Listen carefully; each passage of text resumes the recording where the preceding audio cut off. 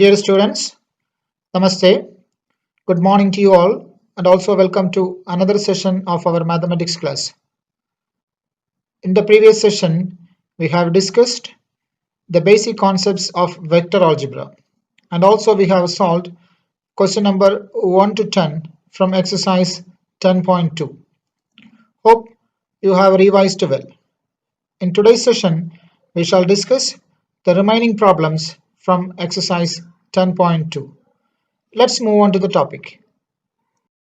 Let's begin with direction cosines and direction ratios. First of all, let's discuss direction cosines.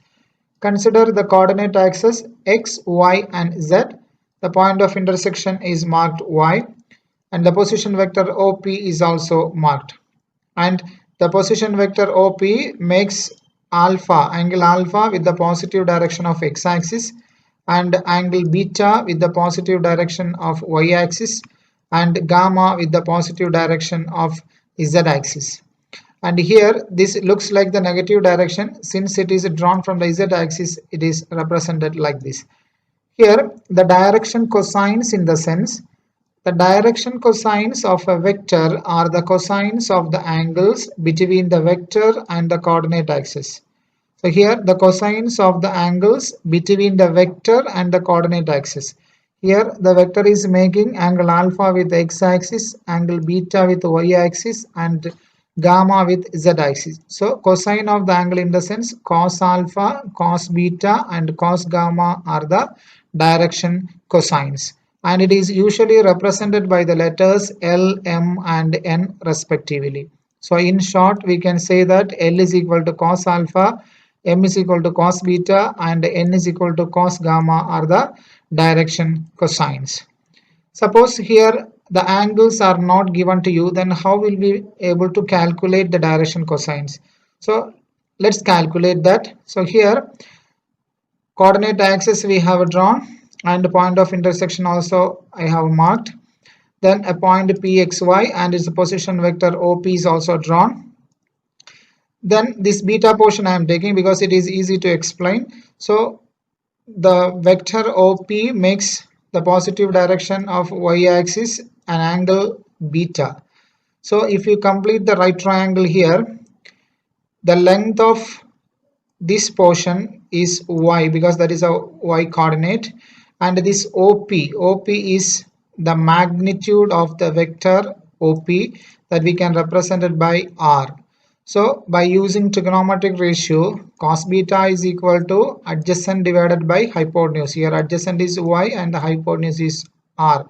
So cos beta we can write as y divided by r. So y is the y-axis value and r is the magnitude of the vector OP. Similar way we can write m is equal to y divided by r. M is the cos beta, m is equal to cos beta, so cos beta we have got as y divided by r, so m is equal to y divided by r we can conclude. Same way we can calculate cos alpha, that is x divided by r, that is L is equal to x divided by r, and cos gamma is equal to z divided by r, we can write it as n is equal to z divided by r. Here we can conclude as L is equal to x by r, m is equal to y by r and n is equal to z by r are the direction cosines. Please note that the coordinates of the point P, here P is written as x, y, z. Here x value we can calculate from here. X is L into r, y is m into r and z is n into r. So the coordinates of the point P we can calculate as LR, MR and NR. X value is LR, Y value is MR and Z value is NR. And also note that L square plus M square plus N square is equal to 1. Here when you square it and calculate, you will get it as x square plus y square plus z square divided by denominator is r square. So r square we know that it is modulus of or the magnitude of the vector r. Magnitude formula is root of x square plus y square plus z square. When you square it, it comes as x square plus y square plus z square. When you cancel it, numerator and denominator, we will get it as 1. You can try this one in a rough sheet of paper, how we are getting L square plus m square plus n square is equal to 1. Hope it is clear. Next, we shall discuss the direction ratios. Any number that are proportional to the direction cosines are called direction ratios, usually represented as A, B, and C. So, any numbers that are proportional to the direction cosines we have learned L, M, and N, or cos alpha, cos beta, and cos gamma. And it is usually represented as A, B, and C. That is, A is equal to RL, B is equal to RM, and C is equal to RN are the direction ratios. Here R is the magnitude. We have already learned this one. That is R cos alpha and R cos beta and R cos gamma. Here L, we know that it is a direction cosine. That is, L is represented, L is called cos alpha, and M is equal to cos gamma, cos beta, and N is equal to cos gamma. So R cos alpha, R cos beta, and R cos gamma are written. Next, projection of a vector on another vector. Consider a vector B and another vector A, and the projection of vector A on other vector B is given by projection in the sense, suppose if there is a light on top of this A, if you flash a light on top of A, the shadow of vector A falls on this vector B, means something like this. So this particular portion is the projection of vector A. This particular portion is a projection of vector A on this vector B. So this can be calculated as vector A dot unit vector B. Formula is vector A dot unit vector B. Unit vector B in the sense a particular portion from here, one unit, that is the unit vector B. And if you take A, vector A dot unit vector B, we will get the projection of vector A on vector B. Here what comes as on the vector, that unit vector we have to take. For example, projection of vector B on the vector A is given by vector B dot unit vector A. So that must be very careful. What comes as on other vector B, on vector, here on vector is B. So that unit vector we have to take A dot vector unit vector B. Or if you substitute that unit vector formula, A dot vector B divided by modulus of vector B. This is the most useful formula because at a stretch we can calculate everything here. So A vector A dot vector B divided by modulus of vector B. This is the formula for finding the projection of a vector A on other vector B. Next, we shall discuss the section formula. Let P and Q be the 2 points represented by the position vectors vector OP and vector OQ respectively with respect to the origin O. There is a first case when R divides PQ internally. Suppose there are 2 points P and Q and their position vectors OP and OQ are marked here, and there is a point R which divides P and Q internally in the ratio M is to N. Internally in the sense R must be in between P and Q. R divides P and Q internally in the ratio M is to N. Then the position vector of R or OR is the position vector of the point R which divides P and Q internally in the ratio M is to N is given by OR. Position vector of R is OR. OR is equal to MB plus NA. M into vector B plus N into vector A divided by M plus N. Next is case 2 when R divides PQ externally. The position vector of the point R which divides the line segment PQ externally in the ratio M is to N is given by, let's see the diagram. Here the points P and Q are marked and position vector OP and OQ also marked. And here the point R divides P and Q, PQ externally in the ratio M is to N. External division in the sense the point R is outside of the line segment PQ. So here M is to N is the ratio. So the position vector of OR is vector OR equal to MB minus M into vector B minus N into vector A divided by M minus N. For internal division, the formula is OR. Vector OR is equal to M into vector B plus N into vector A by M plus N. For external division, position vector OR is equal to M into vector B minus N into vector A divided by M minus N. There is a note. If R is the midpoint of PQ, then M is equal to N. The ratio must be same if R is the midpoint of PQ in the sense. And therefore, R is the midpoint of PQ. Then the position vector of the point R, that is vector OR, is equal to A plus B divided by 2. Here, M and N are equal. M is to N is 1 is to 1 since R is the midpoint. So, vector OR can be calculated by the formula vector A plus vector B divided by 2. Next, we shall discuss question number 3 that was pending from exercise 10.2. The question was, write two different vectors having same direction. Same direction in the sense we have to write two vectors which are having the same direction cosines. DCs. Direction cosine short form is DC. DCs we can call. Here the vectors we are taking as vector P is equal to I cap plus j cap plus k cap, and vector Q is equal to 2 I cap plus 2 j cap plus 2 k cap. Here if we multiply a scalar, that is scalar quantity is 2, if we multiply a constant 2 with P, we will get the another vector, or any other constant we can multiply with P, we will get another vector. That two vectors DCs or direction cosines will be same. Let's check it. The direction cosines, we have the formula L is equal to x by r, M is equal to y by r, N is equal to z by r, where r is the modulus. Here the DCs of vector P are L is equal to x divided by modulus of r, that is root of x square plus y square plus z square.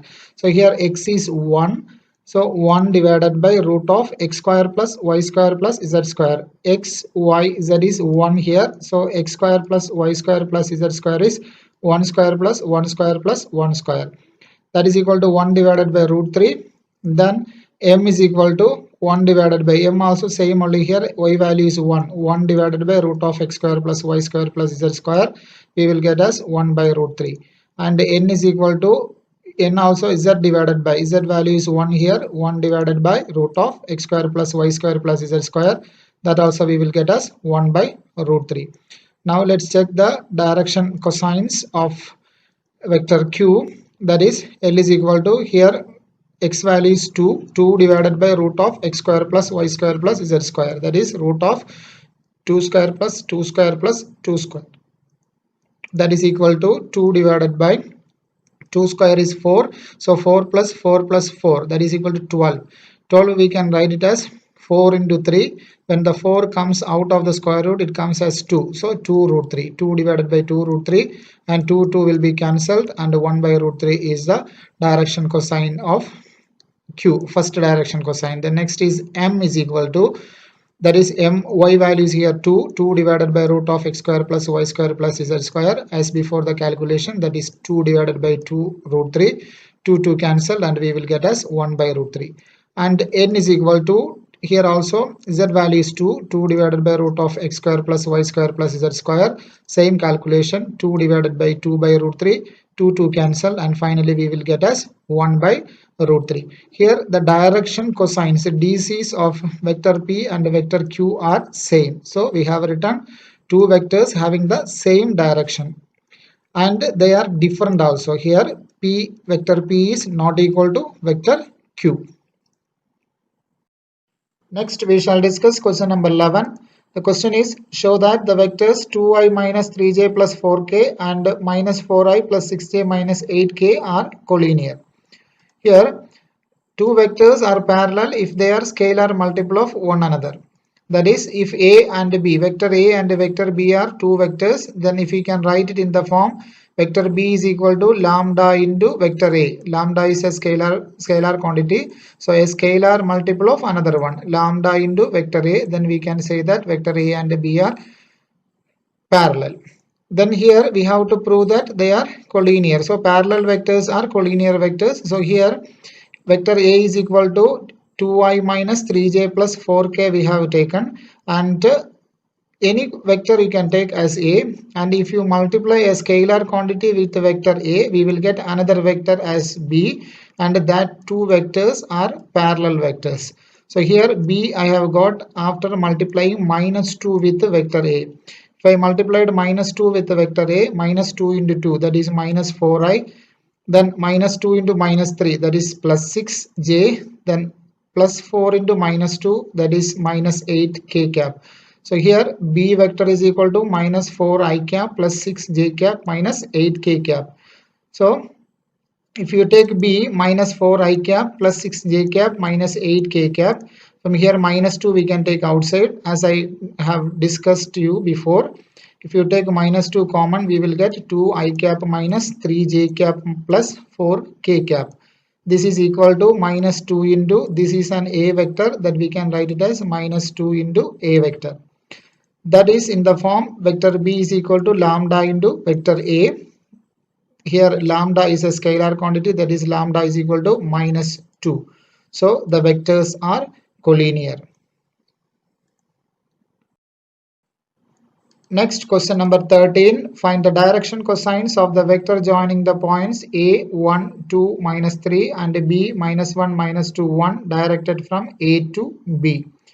So here there are 2 points are given to you, A 1 2 minus 3 and B minus 1 minus 2 1.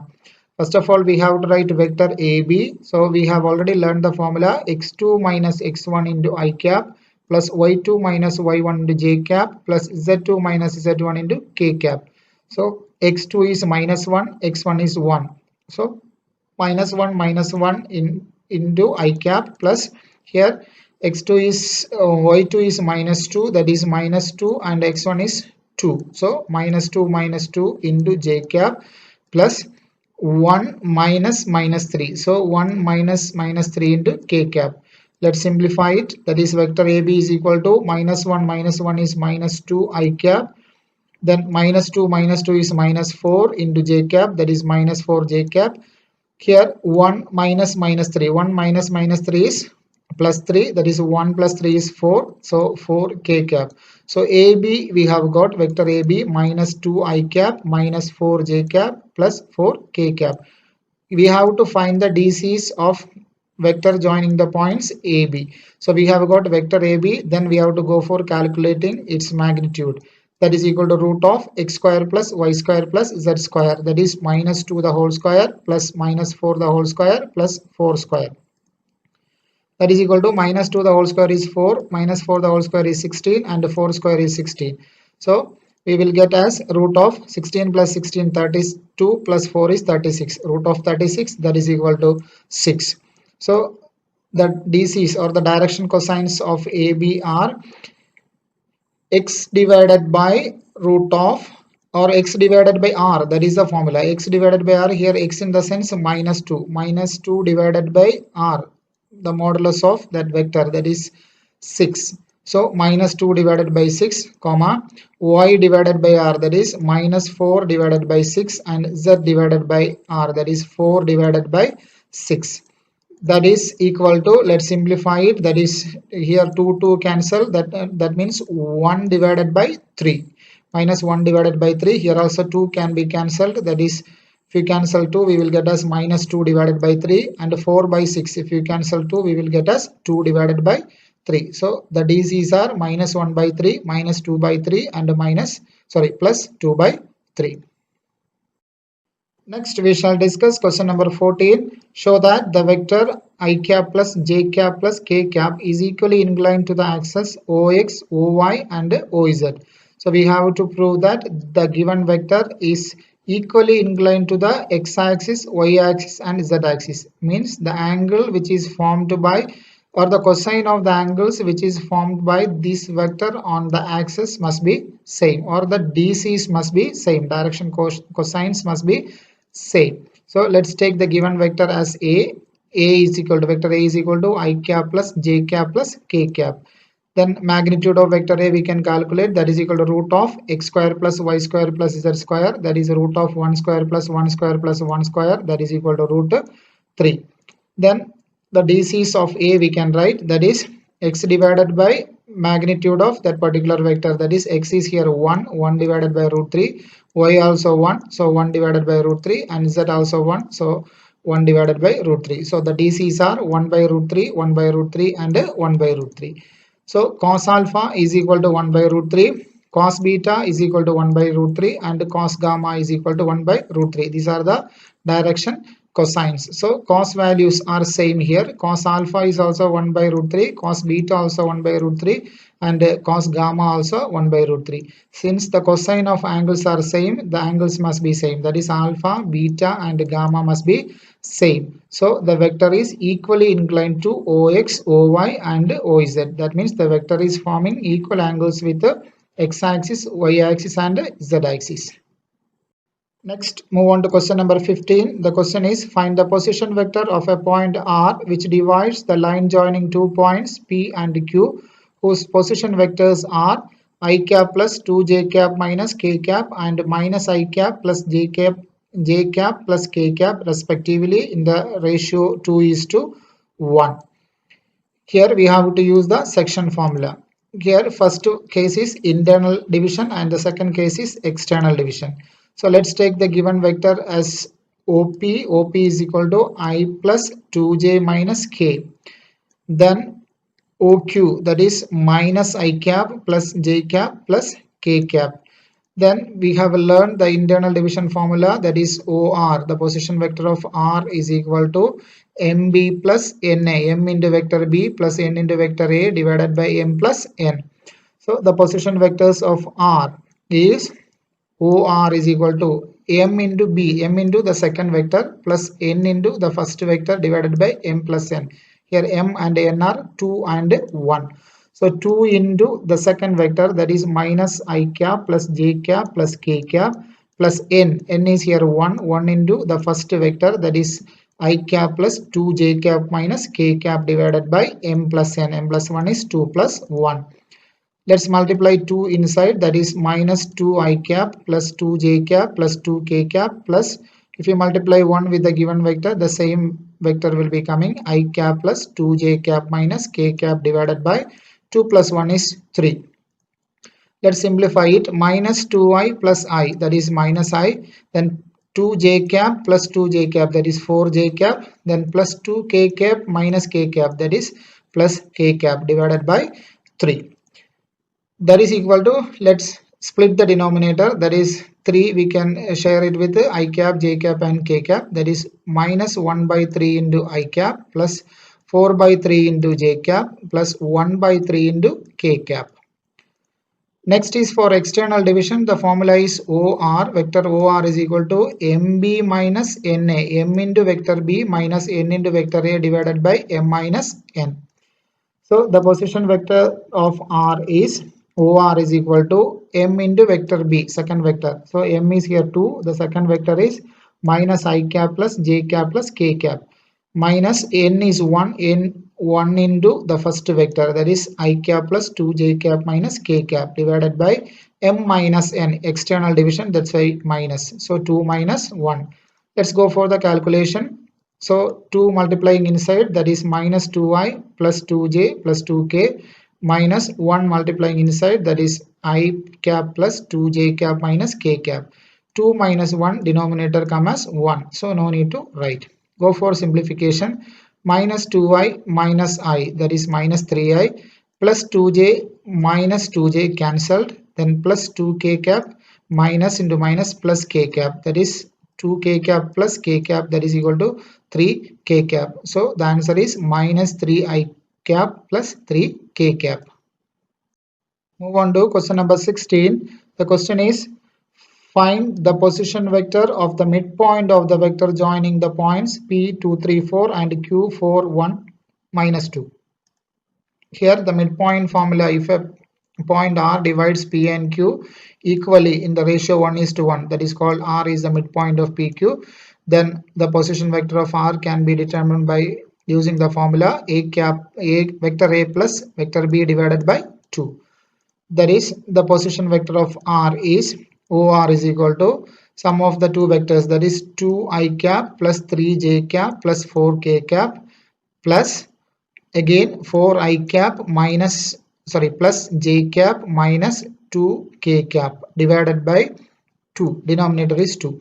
So that is equal to, here I coefficient of I we can take together, or simply you can add also, no problem. So here coefficient of I cap is 2 and 4. So 2 plus 4 into I cap plus here 3 and 1 are the coefficients of j cap. So j cap into 3 plus 1 plus here 4 and here minus 2. So 4 minus 2 into k cap. That is equal to 4 plus 2 is 6 I cap, then 3 plus 1 is 4 j cap, then plus 4 minus 2, that is 2 k cap divided by 2. We can cancel 2 here, that is, if you take 2 from numerator as common, that is 3 I cap plus 2 j cap plus k cap divided by 2. The 2 numerator and denominator can be cancelled, and the final answer as 3 I cap plus 2 j cap plus k cap. Next, we shall discuss question number 17. The question is, show that the points A, B and C with position vectors, vector A is equal to 3 I cap minus 4 j cap minus 4 k cap, vector B is equal to 2 I cap minus j cap plus k cap, and vector C is equal to I cap minus 3 j cap minus 5 k cap, respectively form the vertices of a right angle triangle. So here, these are the position vectors. We have to prove that these position vectors form the vertices of a right angle triangle. So let's have a rough sketch of a right angle triangle. And here the plan is, we have to find out the magnitude of AB, the magnitude of BC and the magnitude of AC. And then we have to prove that this AB, BC and AC follows or satisfies the Pythagoras theorem. Then we can say that A, B and C are the vertices of a right angle triangle, or the given position vectors form the vertices of a right angle triangle. So first of all, let's go for calculating AB, vector AB. Vector AB in the sense position vector of B minus position vector of A. So let's take the coefficients together and do the calculation. Here 2 B minus A, that is 2 minus 3. 2 minus 3 into I cap plus here minus 1 minus minus 4, that is minus 1 plus 4 into j. This minus is there, this minus will be going inside of vector A.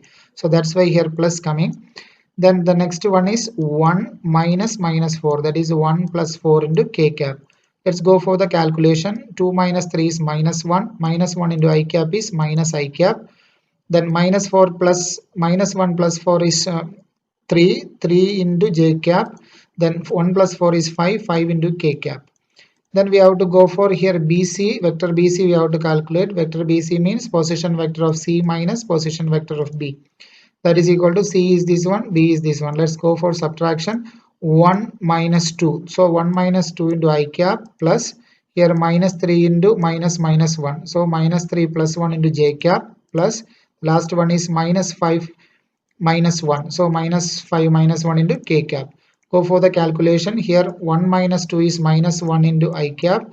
Then minus 3 plus 1 is minus 2. Minus 2 into j cap. Then minus 5 minus 1 is minus 6 k cap. Next CA we have to calculate. CA in the sense position vector of A minus position vector of C. That is equal to A is here and C is this one. So 3 minus 1. 3 minus 1 into I cap. Then here minus 4 minus minus 3. So minus 4 plus 3 into j cap plus here it is minus 4 minus minus 5, that is plus 5. So minus 4 plus 5 into k cap. When you do the calculation, 3 minus 1 in this, 3 minus 1 is 2, 2 I cap, minus 4 plus 3 is minus 1, so minus 1 j cap, minus 4 plus 5 is 1, that is 1 into k cap is k cap. So we have got vector CA as 2 I cap minus j cap plus k cap. Then we have to go for calculating its modulus. Modulus of AB, magnitude of AB square we can calculate, because modulus of AB formula is root of x square plus y square plus z square. We want to remove that square root. So just calculate magnitude of AB square. That is equal to x square plus y square plus z square. Square root is gone because there is a square here. This is easy for us to calculate. That's why we are doing this way. So here minus 1 the whole square plus 3 the whole square plus 5 the whole square we have written here. That is equal to minus 1 whole square is 1, 3 square is 9, 5 square is 25. When you add, it becomes 35. Next is magnitude of BC square. We can calculate x square plus y square plus z square. So BC is here minus 1, minus 2, minus 6. So just to take the squares of these numbers, minus 1 the whole square plus minus 2 the whole square plus minus 6 the whole square, that is equal to 1 plus 4 plus 36. We will get the answer as 41. Next is CA, modulus of CA square, that is equal to CA, if you take, that is 2 minus 1 and 1.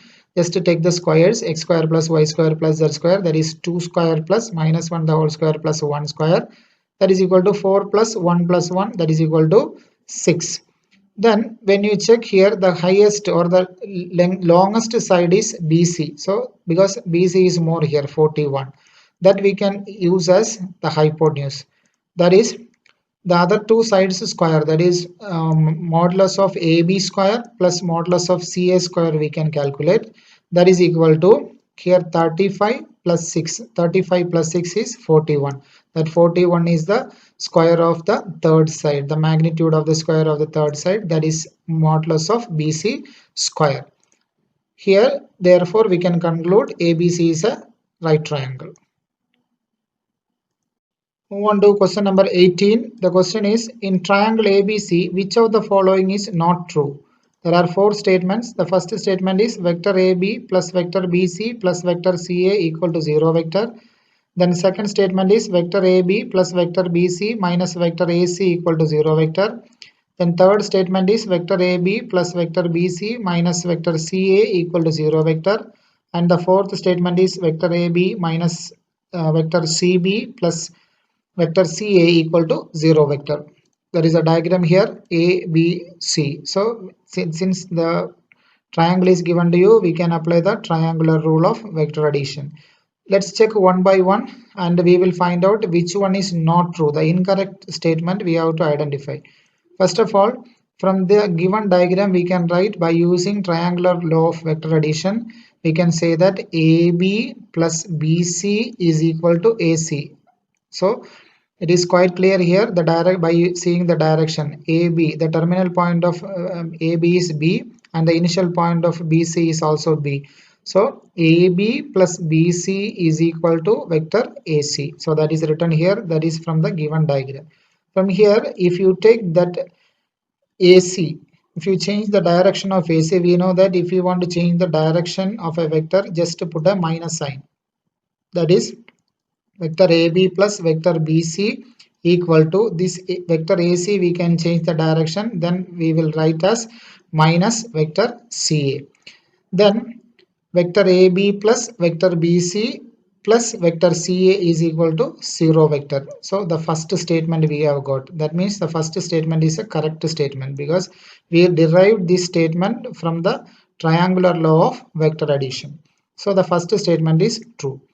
Then we will go again, AB plus BC is equal to AC. Again the triangle law of vector addition.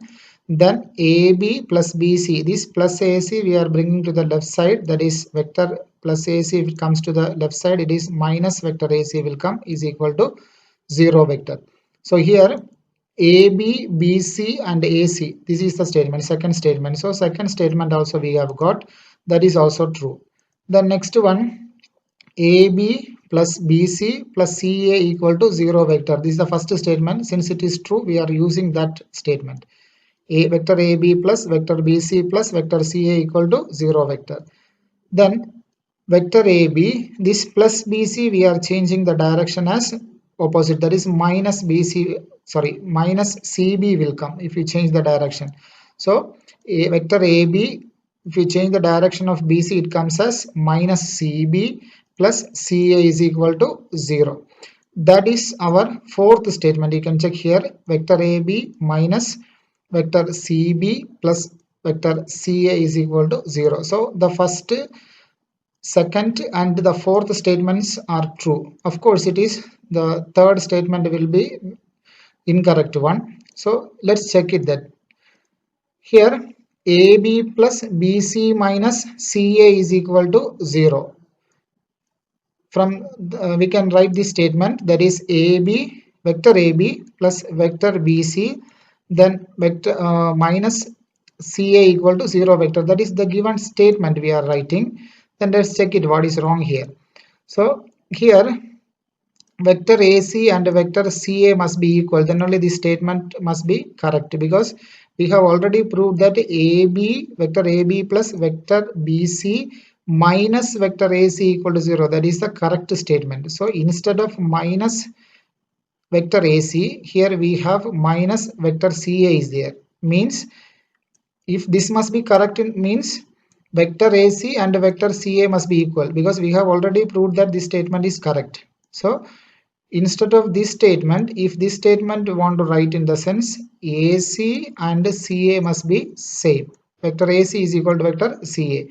That is vector AC is equal to, let's change the direction of this one. That is CA, we can write it as vector AC, put a minus sign. So vector AC is equal to minus vector AC. That is equal to, bring this AC to the left side, that is vector AC plus vector AC is equal to 0. That is equal to 2 into vector AC is equal to 0 vector. That is AC, vector AC is equal to 0 vector. So we got the conclusion as vector AC is a 0 vector, but here in the diagram you can check AC is having a magnitude. 0 vector in the sense the magnitude must be 0, but here AC is having a particular length.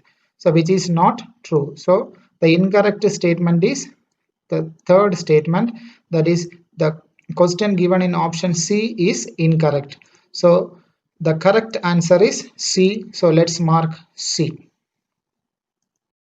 Move on to the last question, that is question number 19. If vector A and vector B are two collinear vectors, then which of the following are incorrect?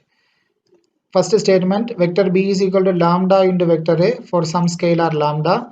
And second statement is vector A is equal to plus or minus vector B. And C, the respective components of vector A and vector B are proportional. And vector D, both the vectors vector A and vector B have same direction but different magnitudes. So from the definition itself, we know that if vector A and B are two collinear vector in the sense they must be parallel to the same line and they may have different direction and magnitude. So here the fourth statement, if you check, both the vectors vector A and vector B have same direction. So it is quite clear that something wrong with the question statement number D. Vector A and vector B may have different directions. So that is what from the definition of collinear vectors we have learned. Vector A and vector B may have different directions. But here in this fourth statement, it is saying that they have the same direction. So the statement D is incorrect. The correct answer is D. So let's mark D. Next, we shall discuss the product of two vectors. We have learned that the product of two numbers is a number. Product of two matrices is again a matrix. But in case of multiplication of two vectors, it is defined in two ways, namely scalar or dot product where the result is a scalar, and vector or cross product where the result is a vector. First of all, let's discuss scalar or dot product of two vectors. The scalar product of two non-zero vectors, vector A and vector B, denoted by A dot B, vector A dot vector B, is defined as vector A dot vector B is equal to modulus of vector A into modulus of vector B cos theta. Simply if you say A dot B is equal to AB cos theta. So A dot B, vector A dot vector B is equal to modulus of vector A modulus of vector B into cos theta. And theta is the angle between the two vectors A and B. Here theta is the angle between vector A and B, and theta lies between 0 and pi. There are some results. The first result is vector A dot vector B is a real number. That's why it is called a scalar product. The result is a scalar quantity. Next, vector A dot B is equal to 0 if and only if vector A must be perpendicular to vector B. So Vector A is perpendicular to vector B in the sense here theta becomes 90. So cos 90 is 0. That's why A dot B is also will be 0.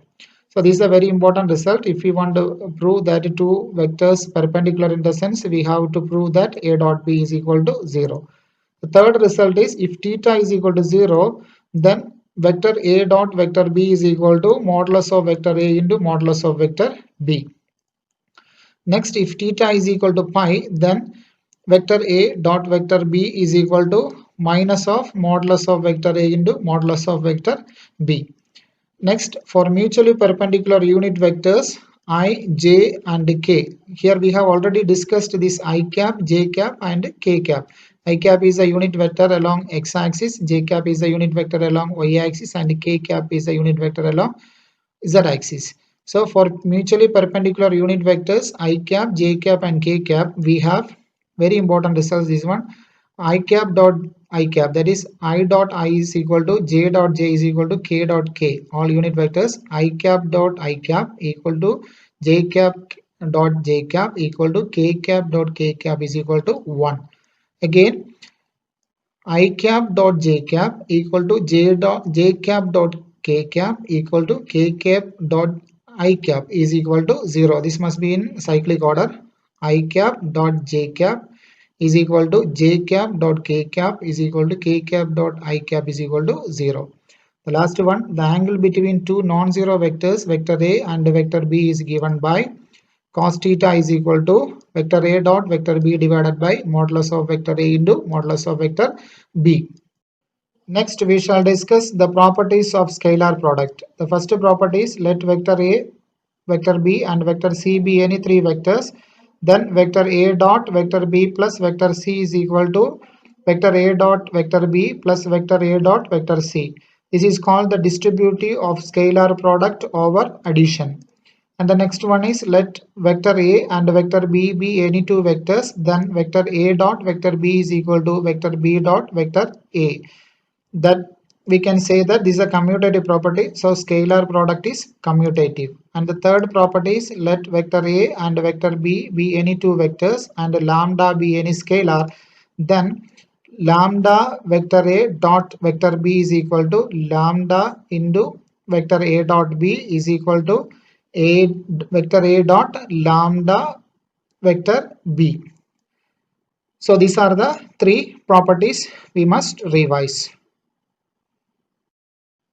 Dear students, in today's session, we have discussed the remaining questions from exercise 10.2. Also, we have learned the scalar product of two vectors and its properties. Hope it is clear for you all. And if you have any doubt, please note it and keep. We will discuss it during the online session. Thank you for watching.